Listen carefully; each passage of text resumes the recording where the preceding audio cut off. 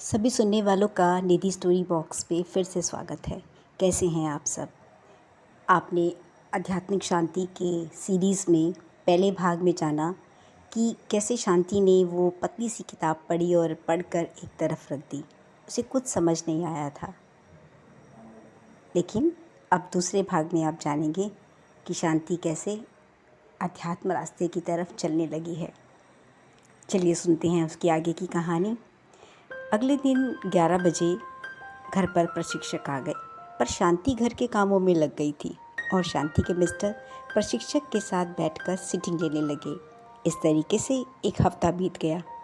शांति ने महसूस किया कि उसके पति ने अब ज़ोर ज़ोर से चिल्लाना बंद कर दिया है, अनायास गुस्सा करना बंद कर दिया है, हर बात को बहुत शांति से कहते हैं और मुस्करा देते हैं। शांति यह सब देखकर बहुत हैरान थी। यह अचानक चमत्कार कैसे हुआ? फिर शांति के मिस्टर ध्यान साधना से जुड़ गए। ऑफिस से आकर घंटों ध्यान साधना में बैठ जाना, बस उनका यही काम था। इतवार के दिन अचानक ध्यान मिशन के कुछ लोग आ गए और हॉल में सब ध्यान करने की तैयारी में जुट गए।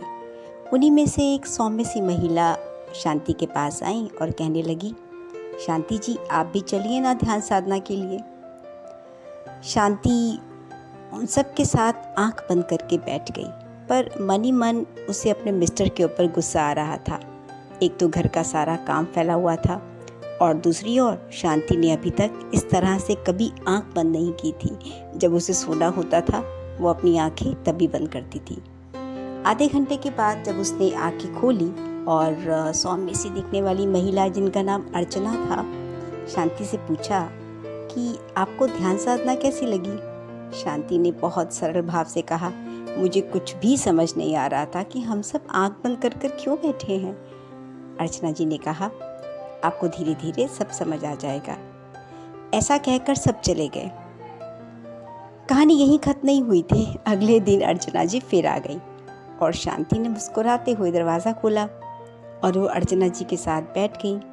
ध्यान साधना की बातों में शांति इतना भी भूल गई कि उसने गैस में दूध रखा है। दूध उबल उबल कर नीचे गिर गया। उसकी तेज महक से शांति रसोई की तरफ दौड़ी और रसोई साफ करने में बिजी हो गई। उसको ये भी ध्यान नहीं रहा कि अर्चना जी कमरे में बैठी हैं। अर्चना जी ने उसे व्यस्त देखा तो वो चुपचाप चली गई। अगले दिन फिर अर्चना जी आ गई। शांति ने उन्हें बैठने को कहा और बहुत ही विनम्रता के साथ कहा, अर्चना जी, बुरा ना मानना, आप इस समय आती हैं जब हमारा गैस पर दूध चढ़ा रहता है। अर्चना जी ने मुस्कुराकर कहा, अब आपको दूध की याद दिलाने की जिम्मेदारी मेरी है। अर्चना जी जैसे ठान कर आई थी कि शांति के जीवन में सब अनुभवों के साथ उन्हें ध्यान का अनुभव भी वह कराकर ही मानेंगी। अगले दिन अर्चना जी फिर उसी समय आ गई जब शांति को घर के बहुत से काम निपटाने थे। शांति भी जैसे बहुत मजबूरी में बैठती थी क्योंकि उनके मिस्टर का आदेश था। साधना के दौरान बीच बीच में अर्चना जी शांति को याद दिलाती, आपने गैस पे दूध रखा है, आप उसको देख के आ जाइए। शांति झट से उठती और जाती और कहती, नहीं, दूध तो अभी नहीं उबला है, अभी समय है। तो शांति जी फिर बैठ जाती। थोड़ी देर बाद अर्चना जी फिर उसे याद दिलाती कि देखा ये कहीं दूध उबला गया हो। तो शांति जी उठती हैं और दूध देख के आती हैं। इस बार दूध उबल गया था लेकिन नीचे नहीं गिरा था। अर्चना जी ने फिर कहा, घर का कोई काम जो छूट गया है मैं करने में आपकी मदद कर देती हूँ। शांति यह सुनकर शर्मिंदा हो गई और मन ही मन अर्चना जी के प्रयास से इतनी प्रभावित हुई कि अब वो ध्यान साधना का सही मायने में मतलब समझ गई थी।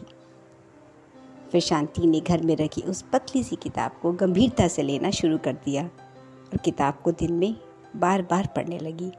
उसको भी महसूस हुआ, सच में इस किताब में तो बहुत अच्छी बातें लिखी हैं। तब उसने अपने मिस्टर से कहा कि वह भी ध्यान साधना की सीटिंग लेना चाहती है। यह सिलसिला अब रोज़ चलने लगा। शांति अब रोज़ अर्चना जी का इंतज़ार करने लगी और 3 महीने तक अर्चना जी नियमानुसार रोज़ आने लगी और शांति के साथ घंटों बैठकर बातें किया करती थी। धीरे धीरे शांति के मन में ध्यान साधना उतरने लगी थी।